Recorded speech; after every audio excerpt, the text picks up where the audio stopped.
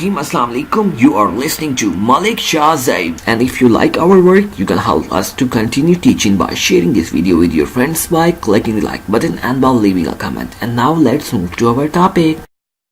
Video में हम software की टाइप्स के बारे में पढ़ेंगे। इससे पहले वाली वीडियो में हमने ये पढ़ा था कि सॉफ्टवेयर क्या होता है। सॉफ्टवेयर बेसिकली एक प्रोग्राम होता है जो कंप्यूटर को ये बताता है कि उसने क्या करना है, और जब हम उसके साथ डॉक्यूमेंटेशन को एसोसिएट करते हैं तो उसको सॉफ्टवेयर कहते हैं। और उसके बारे में हमने पढ़ा था कि अच्छा सॉफ्टवेयर क्या होता है, सॉफ्टवेयर क्या होता है, डेफिनेशन वगैरह और उसके एट्रीब्यूट्स पढ़ी थी, करैक्टरिस्टिक्स पढ़ी थी।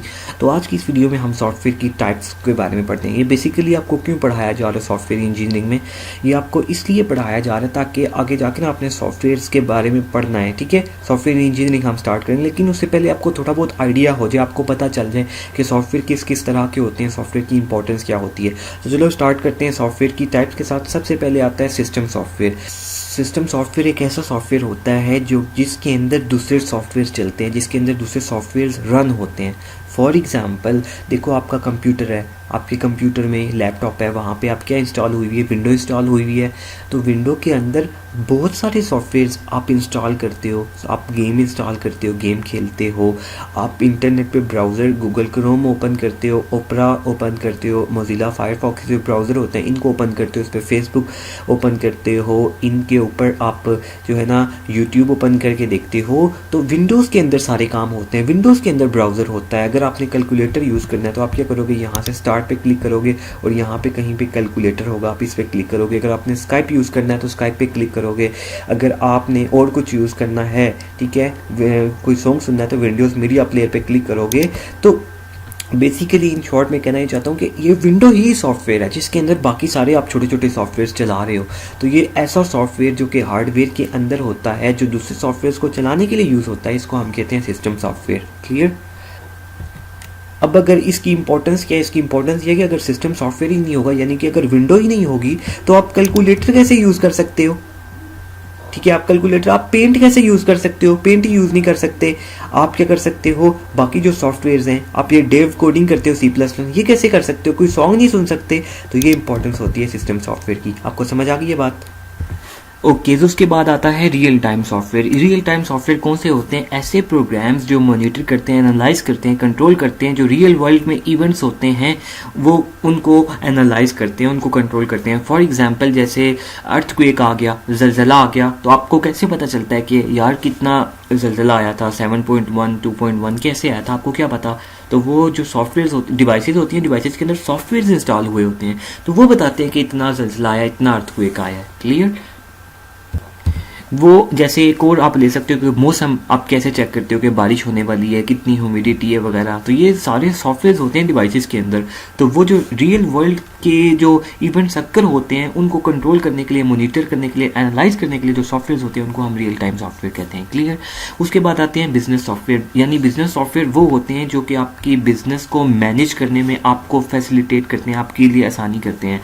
जैसा कि अब जो जिसमें आप अपनी बिजनेस की इंफॉर्मेशन को प्रोसेस करते हो, यहाँ पे ये लिखा हुआ है। ठीक है, तो आपका कोई भी बिजनेस है, ठीक है, अगर कोई भी सॉफ्टवेयर आपके बिजनेस में आपकी हेल्प करता है तो उसको हम कहेंगे कि बिजनेस सॉफ्टवेयर है। ठीक है, ओके। तो उसके बाद आते हैं इंजीनियरिंग एंड साइंटिफिक सॉफ्टवेयर। ये वो सॉफ्टवेयर होते हैं जो कि इंजीनियर्स की हेल्प करते हैं, जो कि साइंटिस्ट की हेल्प करते हैं, साइंटिस्ट के काम को इंजीनियर्स को फैसिलिटेट करते हैं, जो कि इंजीनियर्स के ऑफिस में यूज होते हैं, जो कि टेस्ट लेबोरेटरीज में यूज होते हैं। वो सॉफ्टवेयर को यूज करते हैं इन लेबोरेटरीज में, इनके ऊपर एक्सपेरिमेंट्स करते हैं साइंटिस्ट, ठीक है, और वो इनके हेल्प आते हैं, इनके लिए हेल्पफुल होते हैं। तो अब जाहिर सी बात है, अब इंजीनियर ने या लेबोरेटरी में उन्होंने टेस्ट करने हैं तो वो खुद तो सॉफ्टवेयर नहीं ना बनाएंगे।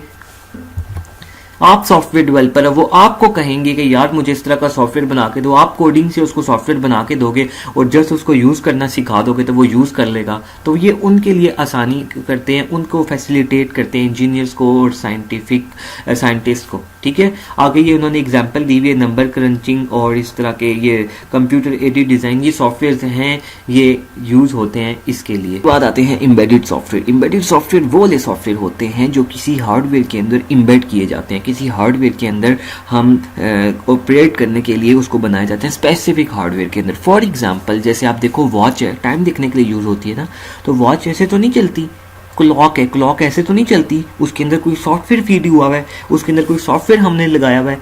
तो वो सॉफ्टवेयर जो हमने घड़ी के लिए बनाया है, वॉच के लिए बनाया है, क्लॉक के लिए बनाया है, हमने उसके अंदर इम्बेड किया हुआ है, उसके अंदर हमने फिट कर दिया, उसके अंदर हमने सेव कर दिया, तो उसके साथ उसको हमने इंटीग्रेट कर दिया, तो वो घड़ी के लिए ही चलता है। अब ऐसा नहीं है कि जो वॉच का सॉफ्टवेयर है, क्लॉक का जो सॉफ्टवेयर है, वो आप कैलकुलेटर के अंदर उठा के लगा दो तो कैलकुलेटर में भी चलना शुरू हो जाए, ऐसा नहीं होता। तो स्पेसिफिक जो हार्डवेयर के लिए सॉफ्टवेयर बनाया जाता है उसको हम कहते हैं एम्बेडेड सॉफ्टवेयर, वो उसी के अंदर ही एम्बेड होता है, किसी दूसरी डिवाइस में नहीं चलता। बिल्कुल इसी तरह आप देखो कैलकुलेटर छोटी सी एक डिवाइस है, वो जो हम छोटा सा कैलकुलेटर मिलता है, छोटी सी एक डिवाइस होती है, जिस तरह साइंटिफिक कैलकुलेटर भी होता है, तो वो स्पेशल उसी डिवाइस के अंदर उसी हार्डवेयर का जो होता है कैलकुलेटर था, जिसके बटन्स होते हैं, उसी के लिए बनाया जाता है सॉफ्टवेयर।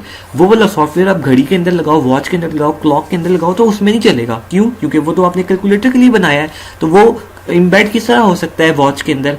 तो इसलिए ये स्पेसिफिक होता है उस हार्डवेयर के अंदर जिसके लिए बनाया जाता है, उसी के अंदर ही यूज हो सकता है। जिस तरह आप ओवन की एग्जांपल ले लो, ओवन में क्या होता है, वो 3-4 से बटन्स होते हैं, उसकी कोई फंक्शनैलिटी होती है, स्पेशली ओवन के लिए ही बनाया जाता है वो। अब ओवन वाला आप क्लॉक में नहीं लगा सकते, कैलकुलेटर में नहीं लगा सकते, तो वो सॉफ्टवेयर होता है जो ओवन के अंदर इम्बेड किया जाता है। समझ में आई आपकी बात, मेरी बात आपको, कि इम्बेडेड सॉफ्टवेयर वो होते हैं जो पार्टिकुलरली हार्डवेयर के लिए बनाए जाते हैं, वो उसी डिवाइस के ऊपर, उसी हार्डवेयर पर ही चलते हैं। क्लियर? ओके, तो उसके बाद आते हैं आर्टिफिशियल इंटेलिजेंस सॉफ्टवेयर। ये वो सॉफ्टवेयर होते हैं जिसके अंदर हम आर्टिफिशियल इंटेलिजेंस यूज करते हैं। आर्टिफिशियल इंटेलिजेंस क्या होता है? ये पूरा एक सब्जेक्ट है आपकी फील्ड का, इस आगे जाके आप पढ़ोगे, ठीक है? तो वो ऐसी टेक्निक्स जो, मतलब आर्टिफिशियल इंटेलिजेंस बेसिकली क्या होता है कि ये ना ऐसी इंटेलिजेंस, कंप्यूटर को तो आपको पता है कंप्यूटर इंटेलिजेंट नहीं है। कंप्यूटर कैसे इंटेलिजेंट होता है? जब हम उसकी प्रोग्रामिंग करते हैं, हम प्रोग्रामिंग करके कंप्यूटर को ये बताते हैं कि तुमने क्या करना है। जब हम कंप्यूटर की ज़्यादा प्रोग्रामिंग कर लेते हैं तो कंप्यूटर को ज़्यादा समझ आ जाती है। जब ज़्यादा समझ आती है, तो जिस चीज़ की ज़्यादा समझ आती है, तो कंप्यूटर इंटेलिजेंट बन जाता है। अब कंप्यूटर नेचुरल तो नहीं है, कंप्यूटर के पास नेचुरल इंटेलिजेंस तो नहीं है, क्योंकि नेचुरल इंटेलिजेंस तो मेरे पास है, नेचुरल इंटेलिजेंस तो आपके पास है।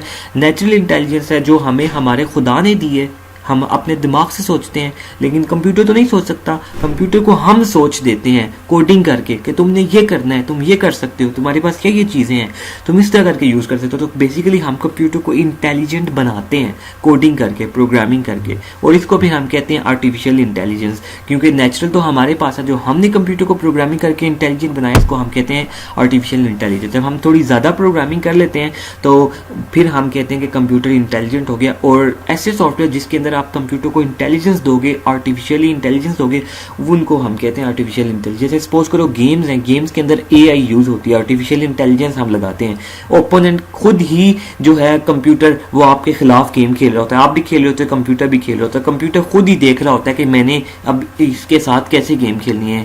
जब आपका कंप्यूटर के साथ मुकाबला होता है तो उसमें आपने एआई लगाई होती है। एनीवेज, आर्टिफिशियल इंटेलिजेंस के भी मेरे लेक्चर हैं और बहुत अच्छे लेक्चर्स बने हुए हैं। और उसके अलावा मैंने गेम डेवलपमेंट भी बनाई है, गेम्स भी बनाना सिखा रहा हूँ, वो वाले लेक्चर्स भी आप देख सकते हो। C++ में भी बनाई है, और प्ले स्टोर पर भी हम गेम्स जो है ना अपलोड कर रहे हैं। तो बेसिकली मैं एक गेम डेवलपर हूँ। ये गेम का वर्ड मैंने यहाँ पर देखा तो मैंने कहा आपको मैं बता दूँ, ठीक है? तो गेम्स बनाना भी मैं आपको सिखा सकता हूँ, उसके भी लेक्चर हैं, वो भी आप देख सकते हो। प्ले स्टोर पर आप अपलोड करो, वहाँ से आप अपना बिजनेस स्टार्ट कर सकते हो, एंड्रॉइड ऐप्स बना के स्टार्ट कर सकते हो।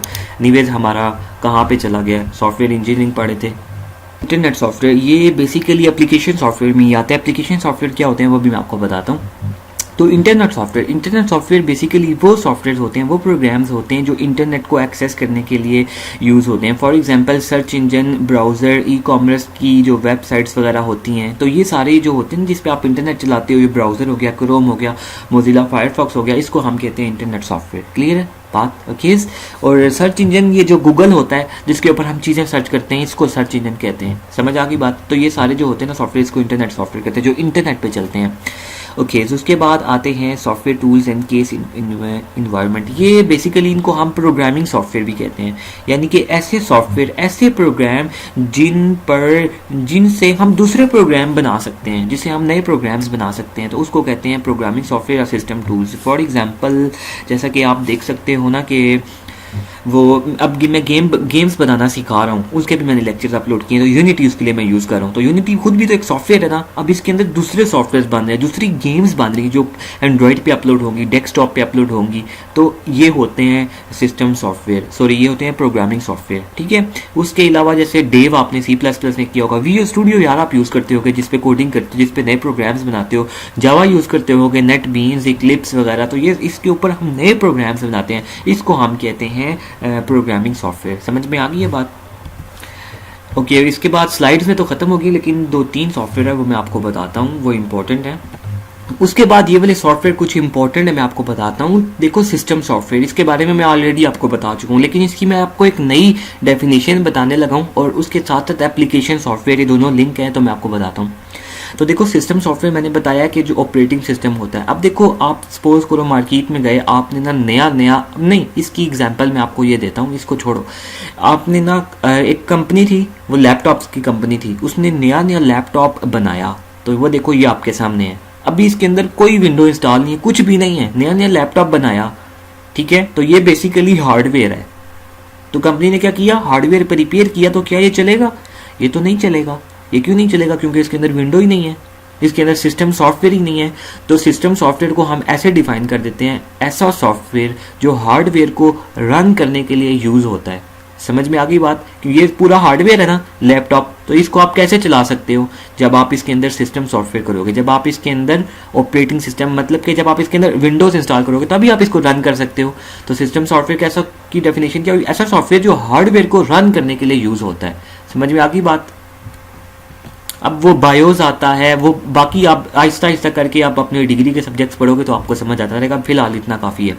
उसके बाद आता है एप्लीकेशन सॉफ्टवेयर। एप्लीकेशन सॉफ्टवेयर, अब देखो ये लैपटॉप लिया था ना कंपनी ने, इसने इसके अंदर सिस्टम सॉफ्टवेयर इंस्टॉल कर दिया, इसने इसके अंदर क्या कि विंडोज इंस्टॉल कर दी, ठीक है। अब विंडो चलेगी। अब इस विंडो के अंदर और बहुत छोटे छोटे से सॉफ्टवेयर होते हैं। तो मैंने सिस्टम सॉफ्टवेयर की क्या डेफिनेशन बताई थी? ऐसा सॉफ्टवेयर जिसके अंदर और सॉफ्टवेयर चलते हैं। तो कौन से और सॉफ्टवेयर होते हैं वो? सपोज करो अब मैंने लैपटॉप था, इसके अंदर विंडो इंस्टॉल हुई, इसके अंदर मैं कैलकुलेटर चला सकता हूँ। आपको पता है इधर स्टार्ट में जाओ तो इधर एक कैलकुलेटर होता है, यहाँ पे कहीं पे, ये जैसे कैलकुलेटर है, कहाँ पर है, यहाँ पे, जैसे ये देखो ये कैलकुलेटर है, ठीक है। तो कैलकुलेटर आप क्लिक करके आप कैलकुलेटर यूज कर सकते हो ना। तो ये कैलकुलेटर भी तो एक सॉफ्टवेयर है। कैलकुलेटर किसके अंदर चल रहा है? विंडोज के अंदर चल रहा है। विंडोज के एक सिस्टम सॉफ्टवेयर है। तो ये वाला जो सॉफ्टवेयर है ना, जो बड़े सॉफ्टवेयर के अंदर चलता है, छोटा सॉफ्टवेयर, इसको हम कहते हैं एप्लीकेशन सॉफ्टवेयर, ठीक है। यानी जी विंडोज के अंदर जितने भी छोटे छोटे से सॉफ्टवेयर हैं वो सारे एप्लीकेशन सॉफ्टवेयर हैं। फॉर एग्जांपल देखो ये यहाँ पे कैलकुलेटर विंडोज सॉफ्टवेयर, आपने कोई साउंड सुनना है तो ये विंडोज मीडिया प्लेयर है, ये भी एक एप्लीकेशन सॉफ्टवेयर है। अब ये पेंट है, ठीक है, पेंट की बात करते हैं, स्काइप की बात करते हैं, तो ये सारे क्या हैं? सिस्टम सॉफ्टवेयर है। ऐसे सॉफ्टवेयर जो विंडोज के अंदर चलते हैं, MS वर्ड, MS ऑफिस, ये सारे एप्लीकेशन सॉफ्टवेयर हैं। समझ में आ गई ये बात? या आप इनको ऐसे भी डिफाइन कर सकते हो, ऐसा सॉफ्टवेयर जिसका कोई रीजन होता है, किसी खास मकसद के लिए बनाया जाता है और वो ऑपरेटिंग सिस्टम यानी विंडोज के अंदर चलता है। जैसे कैलकुलेटर है, कैलकुलेटर का एक खास रीजन है कि हम इसको कैलकुलेशन के लिए यूज कर सकते हैं और ये विंडो के अंदर चल रहा है, तो इसको हम कहेंगे एप्लीकेशन सॉफ्टवेयर। समझ में आ गई ये बात? उसके बाद आते हैं यूटिलिटी सॉफ्टवेयर। जैसे यूटिलिटी सॉफ्टवेयर की एग्जाम्पल आपको पहले देता हूँ। देखो आपने ना एक बाइक लिया, बाइक आप चला रहे हो, जब आपने बाइक चलाना स्टार्ट किया, उसको यूज़ किया, ठीक है, जब यूज़ करोगे तो वो हो सकता है कुछ अरसे के बाद ख़राब हो जाए, तो आप उसको ठीक करना पड़ेगा ना, ठीक करवाना पड़ेगा, उसकी ट्यूनिंग वगैरह करवानी पड़ेगी। तो बिल्कुल इसी तरह जब आप लैपटॉप लेते हो, विंडोज़ इंस्टॉल करते हो, इसको यूज़ करना स्टार्ट करते हो, तो हो सकता है इसमें कुछ एरर्स आए, ये ख़राब हो जाए, तो हो सकता है आप यूज़ कर रहे हो वो क्रैश होना स्टार्ट हो जाए, हो सकता है आप यूज़ कर रहे हो कंप्यूटर आपका हैंग हो जाए, ठीक है, आपका जो लैपटॉप है चलते चलते स्लो हो जाए, इसकी परफॉर्मेंस स्लो हो जाए।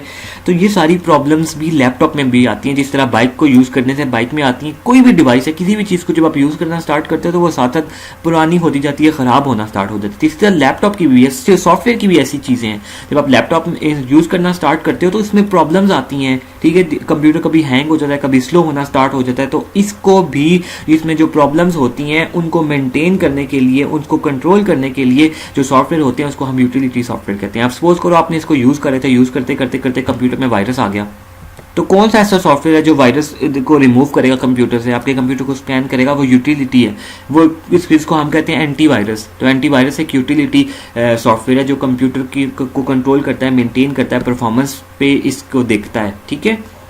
उसके बाद आपका कंप्यूटर कभी कभी चलते चलते आपको पता है कि स्लो हो जाता है। स्लो हो जाता है वो आप कुछ मेथड्स होते हैं जिसको आप यूज़ करते हो, उसमें से एक आता है डिस्क क्लीन अप, यानी कि जो हार्ड डिस्क को स्कैन करता है, पूरी हार्ड डिस्क को स्कैन करता है और उसमें जो एरर्स होते हैं उनको ठीक करता है, जिससे आपके कंप्यूटर की जो है ना परफॉर्मेंस अच्छी हो जाती है, कंप्यूटर आपका फास्ट हो जाता है। ठीक है, तो हार्ड डिस्क में एरर आया ना, तो हार्ड डिस्क को एरर आया तो ये वाला जो सॉफ्टवेयर था डिस्क क्लीन अप उसको कहते हैं, वो यूटिलिटी सॉफ्टवेयर की एक एग्जांपल है। तो इस तरह के सॉफ्टवेयर और भी बहुत सारे सॉफ्टवेयर होते हैं, लेकिन आपके लिए इतना काफ़ी है कि जो कंप्यूटर की जो मेंटेन रखते हैं, कंप्यूटर की परफॉर्मेंस को मेंटेन करते हैं, अगर कोई एरर आ जाए, कोई क्रैश हो जाए तो उसको डील करते हैं। समझ में आ गई? तो उसको कहते हैं यूटिलिटी सॉफ्टवेयर। ओके, उसके बाद आते हैं कस्टम सॉफ्टवेयर। कस्टम का मतलब है अपनी मर्जी से, यानी कि यूज़र जो अपनी मर्जी से सॉफ्टवेयर बनवाता है ना, उसको हम कहते हैं कस्टम सॉफ्टवेयर। जो क्लाइंट अपनी मर्जी से उसके अंदर चीज़ें डलवाता है, कस्टमाइजेशन करवाता है कि इसके अंदर ये भी डाल दो। ये कैसे हो सकता है? जैसे स्कूल के लिए सपोज करो किसी ने वेबसाइट बनवानी है तो अपनी मर्जी से कहेगा इसके अंदर ये फीचर भी डालो, ये फीचर भी डालो, ये फीचर भी डालो। हॉस्पिटल किसी ने ओपन की है उसके लिए वेबसाइट बनवाना चाहता है तो कहेगा इसके लिए ये भी डालो, ये फीचर भी डालो। ठीक है, तो समझ आ गई? किसी ने कोई बैंक में एप्लीकेशन आप बना सकते हो, एयरलाइन रिजर्वेशन के लिए बना सकते हो, वो एयरलाइन वाला कहेगा इसमें ये डालो, अपनी मर्जी से आपको फीचर्स बताएगा, वो आपने उसमें डालने हैं, उसकी मर्जी से कस्टमाइजेशन होगी। ठीक है, तो ये होते हैं कस्टम सॉफ्टवेयर। और एक और बात आपको पता है कि जो आप वेबसाइट्स यूज़ करते हो ये भी तो किस तरह बनती हैं वेबसाइट्स यार, वेबसाइट्स की भी तो कोडिंग करनी पड़ती है ना। तो जो जितनी भी चीज़ें होती थी जो कोडिंग करके आप बनाते हो उसको सॉफ्टवेयर कहते हैं। तो वेबसाइट भी एक सॉफ्टवेयर होता है और ये ऐसा सॉफ्टवेयर होता है जो इंटरनेट पे चलता है, इसलिए इसको वेबसाइट कहते हैं। समझ में आ गई बात? ये नेक्स्ट सेमेस्टर में जाके आप पढ़ोगे वेब इंजीनियरिंग। अभी आप सॉफ्टवेयर इंजीनियरिंग पढ़े हो ना, तो नेक्स्ट सेमेस्टर में आपका एडवांस टॉपिक होगा वेब इंजीनियरिंग, उसमें और ज़्यादा आप चीज़ें सीखोगे। क्लियर? ओके, ये तो थी सॉफ्टवेयर की टाइप्स। और अब हम डिस्कस कर लेते हैं। बेसिकली मैं आपको इतना ज़्यादा पढ़ा इसलिए रहा हूँ, किसी भी तरह से क्वेश्चन आ जाता है आपके पास इतना नॉलेज हो जाएगा कि आप उसको किसी भी तरह से अटेम्प्ट कर लोगे। समझ में आ गई बात? ओके, जनरल इश्यूज जो कि ज़्यादा अफेक्ट करते हैं सॉफ्टवेयर को, यानी कि सॉफ्टवेयर में क्या इश्यूज आते हैं जब आप बनाते हो। तो सबसे पहले हिट्रोजेनिटी, ये डिस्ट्रीब्यूटेड डेटाबेस की टर्म है। तो डेटाबेस, डिस्ट्रीब्यूटेड डेटाबेस के सब्जेक्ट में आप ये पढ़ोगे, आपको ज़्यादा इसकी अच्छी समझ आएगी। जब आप तक वो नहीं पढ़ोगे तो आपको इसकी ज़्यादा अच्छी समझ नहीं आएगी। तो हिट्रोजेनिटी डेटाबेस का तो आपको पता है, आप पढ़ के आए होगे। तो जब डिस्ट्रीब्यूटेड डेटाबेस की बात होती है तो इसका मतलब है कि डेटाबेस को आपने डिस्ट्रीब्यूट कर दिया, मतलब आधा डेटाबेस एक कंप्यूटर पे पड़ा, आधा डेटाबेस दूसरे कंप्यूटर पे पड़ा, आधा डेटाबेस किसी और कंप्यूटर पे पड़ा हुआ है। तो डेटाबेस को आपने डिवाइड कर दिया, ज्यादा कंप्यूटर्स पे डेटाबेस पड़ा हुआ है। ठीक है, तो जब आपका डिस्ट्रीब्यूटेड सिस्टम होता है तो जो आपको सॉफ्टवेयर बनाना होता है वो सॉफ्टवेयर भी कब आधा इस सॉफ्टवेयर भी चलेगा, उस पर भी चलेगा, इस सारे कंप्यूटर्स पे चलेगा, एंड्रॉइड मोबाइल डिवाइसेस पे भी चलेगा। तो वो डिफरेंट डिवाइसेस होती हैं, डिफरेंट कंप्यूटर्स होते हैं, उनकी परफॉर्मेंस किसी की सेम नहीं होती। सपोज करो आपने जो लेटेस्ट कंप्यूटर था उसके लिए बनाया है, तो किसी के पास हो सकता है लेटेस्ट कंप्यूटर ना हो, किसी के पास पुराना कंप्यूटर हो, तो उस पर वो सॉफ्टवेयर स्लो रन होगा। तो ये प्रॉब्लम होती है जो डिस्ट्रीब्यूटेड सिस्टम्स होते हैं उनकी। तो ये इसका भी हमें देखना पड़ता है फ्यूचर में कि हमने इसको कैसे डील करना है। समझ आ गई? तो फ्यूचर में जब आप सॉफ्टवेयर बनाओगे ना तो एनीवे आहिस्ता आहिस्ता आपको समझ आती जाएंगी चीज़ें, फिलहाल इतना काफ़ी है क्योंकि अभी स्टार्टिंग है। उसके बाद बिजनेस एंड सोशल चेंजेस का ये मतलब है कि जो सोसाइटी है ना, इतनी तेज़ी से चेंजेस आ रही हैं, नई टेक्नोलॉजीज आ रही हैं, इतनी तेज़ी से आ रही है कि पुरानी टेक्नोलॉजी पे अगर सॉफ्टवेयर बनाया है तो आपको वो फिर चेंज करना पड़ता है एकदम से। जो नई टेक्नोलॉजीज आ रही हैं उनको आपको इंटीग्रेट करना पड़ता है अपने सॉफ्टवेयर में, उसको अप टू डेट रखना पड़ता है, उसको बार बार अपडेट करना पड़ता है जो सोसाइटी की चेंजेस हैं उनके साथ मीट करने के लिए। ठीक है, तो ये भी हमें एक प्रॉब्लम फेस करनी पड़ सकती है कि आपने पहले किसी और फील्ड में जो है किसी और तरह से सॉफ्टवेयर डेवलप किया था, तो चेंज आ गई तो बिल्कुल ही आपको उसमें ज़्यादा चेंजेस करनी पड़ेंगी फ्यूचर में, क्योंकि चेंज आ गई है, अब आपकी मजबूरी है। तो ये हम अपनी मजबूरियों की बात करें आपस में कि मैं भी सॉफ्टवेयर डेवलपर हूँ, आप भी सॉफ्टवेयर डेवलपर हो, तो हमें किस तरह के मसले मसाइल का सामना करना पड़ेगा फ्यूचर में जब हम सॉफ्टवेयर बनाएंगे। ठीक है, उसके बाद क्योंकि हम सॉफ्टवेयर डेवलपर थे ना, तो देखो अब सिक्योरिटी और ट्रस्ट का भी हम डेवलप करेंगे सॉफ्टवेयर। हम जब डेवलप करेंगे, जब क्लाइंट को बना के देंगे, तो अब कहता है सॉफ्टवेयर इज इंटरट्विन्ड, मतलब हमारी जो लाइफ है ना, हमारी जो लाइफ है वो सॉफ्टवेयर के साथ बिल्कुल, सॉफ्टवेयर के बगैर अधूरी है, यानी कि सॉफ्टवेयर के बगैर हम जिंदा नहीं रह सकते, वो ये बात कहना चाहता है इस लाइन में। तो इतना ज़रूरी है। तो जब सॉफ्टवेयर, हमारी लाइफ जिंदगी सॉफ्टवेयर के साथ जुड़ी हुई है, तो वो जो यूज़ कर रहा होता है ना सॉफ्टवेयर, वो उसके ऊपर रिलाई कर रहा होता है सॉफ्टवेयर के ऊपर। तो वो सॉफ्टवेयर जो हमने बनाना है उसकी सिक्योरिटी हमने अच्छी बनानी है ताकि उसको कोई हैक ना कर सके, उसमें जो कस्टमर का डाटा है, जिस तरह का भी, जिसके लिए भी बना रहे हैं, उसका डाटा कोई चोरी ना कर सके। तो हमें उसकी सिक्योरिटी भी लगानी है और ताकि उसका ट्रस्ट जो है हमारे सॉफ्टवेयर पे रहे। जाहिर सी बात है, जब ट्रस्ट रहेगा तो तभी यूजर्स उसको यूज करेंगे, जिसके लिए बना रहे हैं वो तभी यूज करेगा उसको। तो इस चीज का भी हमें ख्याल रखना पड़ता है। ठीक है, तो इस वीडियो के लिए इतना ही, फिर मिलेंगे नेक्स्ट वीडियो में, और नेक्स्ट वीडियो से हम सॉफ्टवेयर इंजीनियरिंग स्टार्ट करेंगे। ठीक है।